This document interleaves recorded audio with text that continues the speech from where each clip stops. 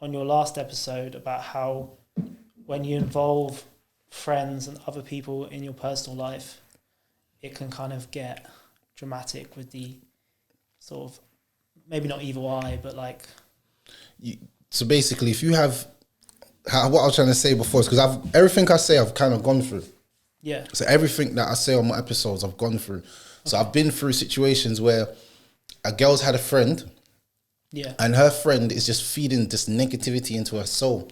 So I'm trying to like salvage my relationship. Things are going good, some things are going bad, but she's always in my missus's ear telling her bad stuff against me. She's never saying the good stuff. So eventually it got to her. So she was just like, you know what? I've been listening to my friend. She told me that, and I'm like, why are you telling me what your friend said? I'm not in a relationship with your friend, so why should she have so much influence on how we discuss things? Then she's like, oh, my friend saw you on live last night or this or that. And I'm like, why is your friend even like watching me so hard? And you said this and you said that. I said, but did you hear me say that? No. So how do you know if it's true or not? Because my friend said it. I said, but your friend could be misinterpreting everything. And I got to a point where I started to understand that my relationship wasn't even mine anymore. I was actually going out with her friend. It's so sad. Yeah. People try and see things from outside, and that's like that. I made that mistake a lot.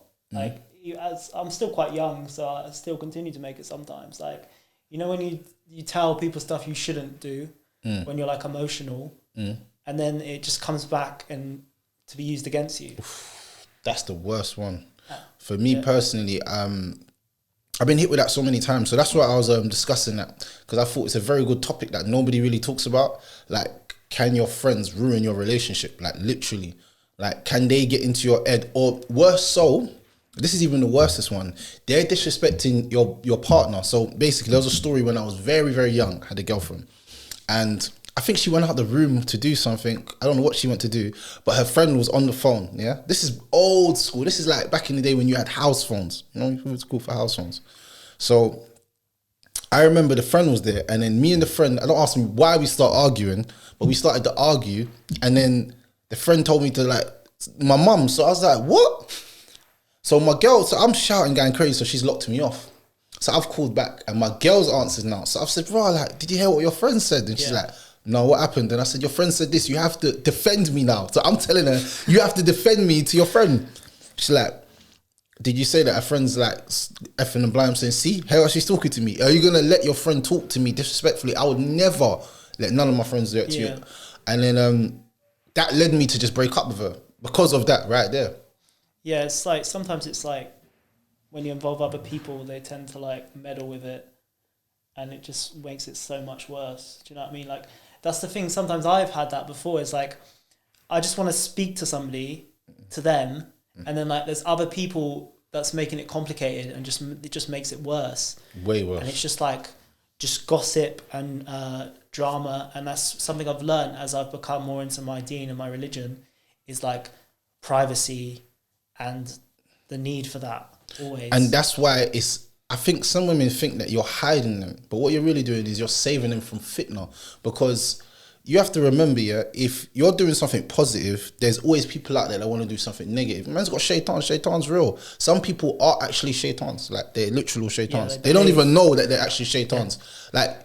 Like I remember one day I was with my friends once, and I saw my friend turn into a literal shaitan. Everyone knows I don't drink. I've not drunk for years. Yeah. But there was there, and he knows I don't drink, so he's like, oh, just take a sip today, man, just one day. And I was like, no, I'm all right. I just said to him, no, I'm all right. And he's like, no, just go take a sip. I was like, no, he's like, just take one sip. I was like, I would have been like in the shaitan regime, like, brother. Wow. And then he moved from me, but in my mind, I was like, bro, like, why is he trying to get me to take one sip so bad? I was like, I don't drink. Imagine I drunk that night and I never got myself home and something happened to me. Like, do you understand what I'm saying? Do you even care about me? Like, exactly, your friend should care, and they should respect your choices as well. Like, it's a lot of, I've had that before with like people.